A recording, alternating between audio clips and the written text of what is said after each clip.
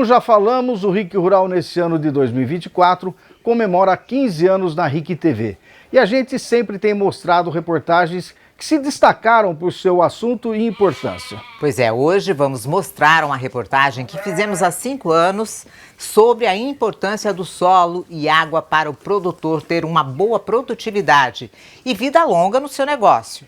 Você vai acompanhar agora uma conversa do Sérgio com pesquisadores da Embrapa Soja de Londrina, que mostra um assunto de muito tempo atrás, mas ainda super atual. Acompanhe. O mundo conta com o Brasil para alimentar uma população global que cresce a cada ano. População que também vê aumentada a sua expectativa de vida e seu poder de compras. Mas para atender essa demanda e ser o maior provedor de alimentos mundial, não basta para o Brasil ter safras recordes e ser destaque na produção e exportação de grãos e de proteína animal.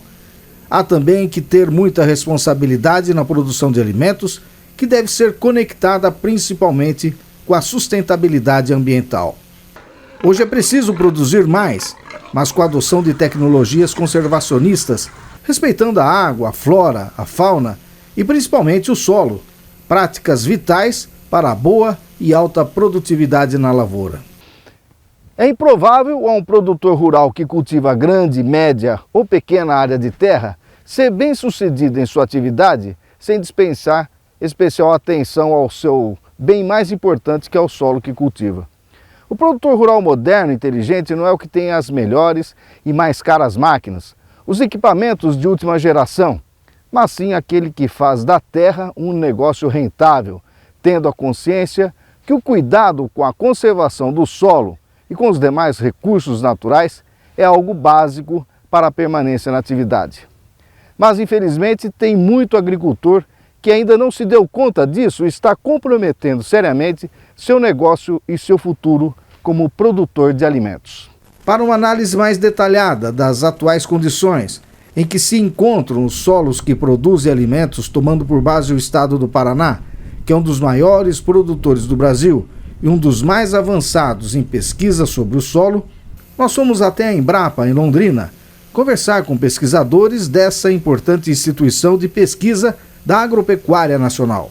Para falar sobre esse importante assunto de práticas conservacionistas do solo, eu vim até a Embrapa Soja de Londrina com os pesquisadores Henrique de Biasi e Alvadir Balbinotti, especialistas nesse assunto.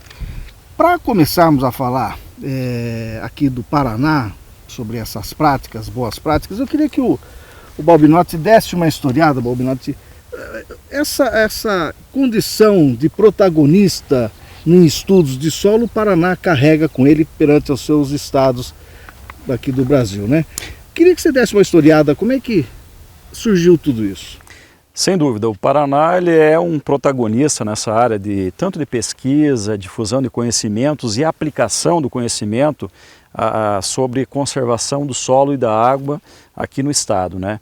Isso ocorreu porque, principalmente na década de 1970, 1980, nós tínhamos aqui no estado seríssimos problemas, né, com erosão, perda de sedimento, perda de água, perda de nutrientes. Isso naquela época quase inviabilizou economicamente as propriedades.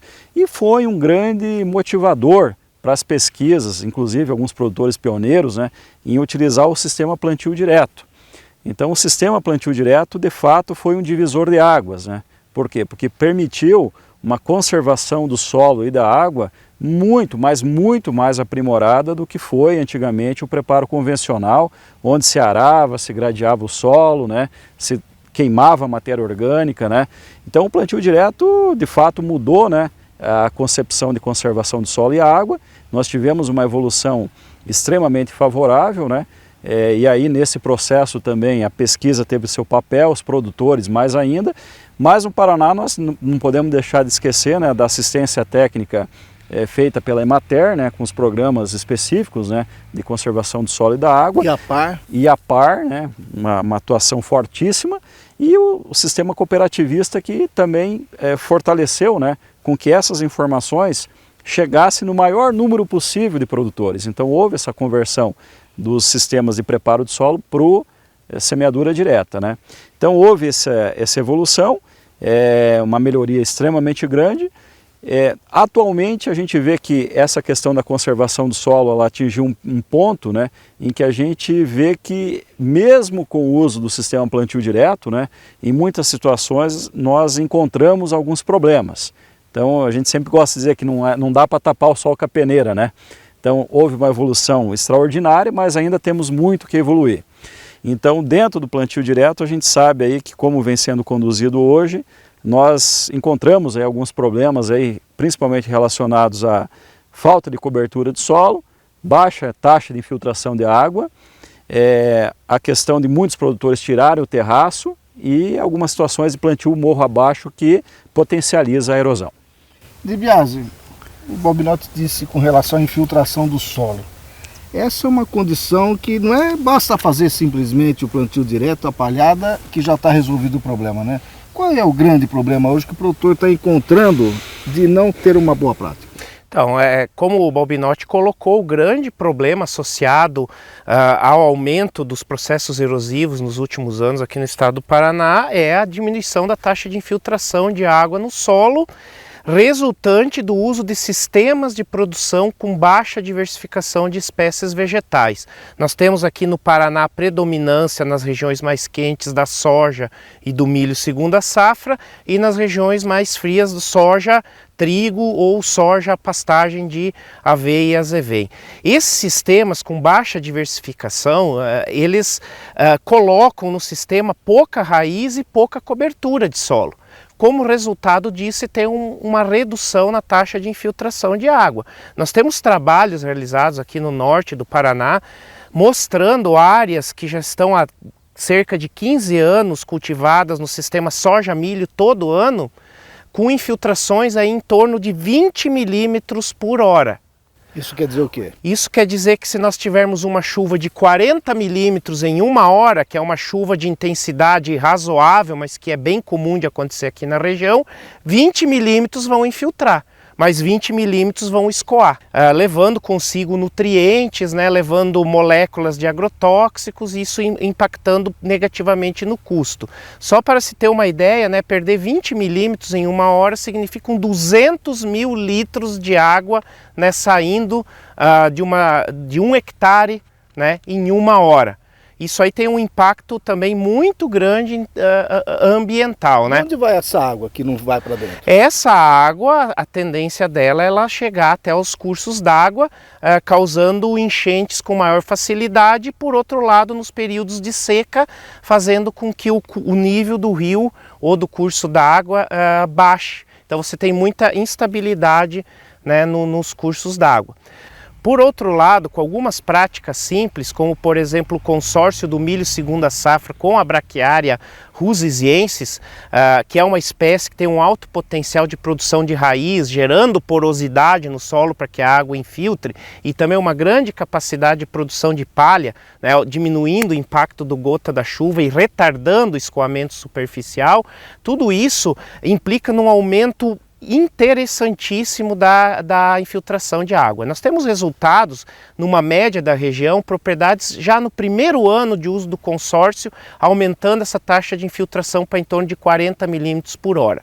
A partir dos 3 anos de uso desse sistema consecutivos, nós temos propriedades aqui com infiltrações em torno de 100 milímetros por hora. Isso não significa somente a redução da taxa de a redução das perdas de água por erosão. Isso significa também mais água armazenada no solo, o que se reflete num aumento de produtividade, já que 85% do gap entre a produtividade potencial e a produtividade observada é ocasionado pela falta d'água. Essa historiada que o de Biasi fez, Balbinotti, ela coloca em que situação hoje o solo do Paraná? E aproveito e pergunto, o produtor tem culpa nisso? Olha, é aquilo que a gente comentou, assim, bom, com o plantio direto nós experimentamos essa grande evolução na conservação do solo da água, e essa é a notícia boa, né? A notícia ruim é que em vários ambientes, várias propriedades, nós ainda verificamos que tem muito a melhorar, né? Então vai muito nessa linha que o De Biasi coloca de aumentar, maximizar a taxa de infiltração de água, né? com práticas, né? O Henrique mencionou aí a opção do consórcio do milho segunda safra com a braquiária. Nós temos outras alternativas, por exemplo, em regiões frias, né, o uso de aveia preta como cobertura de inverno, o uso de pastagens no inverno bem manejadas em termos de altura de pastejo. Nós temos aí várias opções, essa é a boa notícia, né? Mesmo para os casos que nós ainda temos muito que melhorar, né, nós temos hoje já tecnologias conhecidas e que podem ser usadas em larga escala. E aí nesses casos em que realmente os problemas são mais graves de produtores que têm esse problema muito intenso, existe a necessidade de realmente fazer uma reflexão, né, onde é que eu posso melhorar, vamos dizer assim, né, e ver como que utilizar essas práticas, né. Em alguns casos é preciso retomar sim a questão dos terraços, isso é importante também, né, que se diga. Em vários casos é necessário retomar uma coisa básica da agronomia, que é a semeadura em nível, né, porque as linhas de semeadora são como micro terraços, né, que vão reduzindo o processo erosivo, né, e isso se reflete lá no final, né, do que vai chegar de área de água e sedimento que vai ser erodido. Então tudo isso são práticas importantes que já está na mão do produtor, né? Basta refletir e saber como utilizá-las de forma correta. Então eu diria assim que a notícia ruim que nós temos muito que melhorar, e a notícia boa que a gente sabe como melhorar. Nessa linha que o Bobinó está falando, qual o impacto que a semeadura tem no plantio em linha? Então o impacto é muito grande, mas é difícil de o produtor enxergar isso, né? Mas o impacto, nós fizemos algumas medições, né, em nível experimental, mostrando efeitos de até 50% na redução do escoamento superficial, comparando a semeadura em nível em relação à semeadura em desnível. Ou seja, você, dizendo de forma o contrário, semeando em nível, você aumenta a taxa de infiltração em até 50%, sendo esse efeito maior nas situações de solo mais declivoso e com maior compactação de solo. Mas ainda é tempo de corrigir as más práticas, se modernizar e produzir mais com a adoção do recomendado pelos técnicos e pesquisadores. Bom, gente, um assunto super atual, né, Sérgio? Muito atual, tanto que a gente sempre tem falado recentemente sobre isso, mesmo depois de 5 anos dessa conversa com os pesquisadores da Embrapa, e ainda a gente vê produtores com descaso com o seu solo, e é a vida dele, é o negócio dele, ele precisa preservar. Pois é, gente.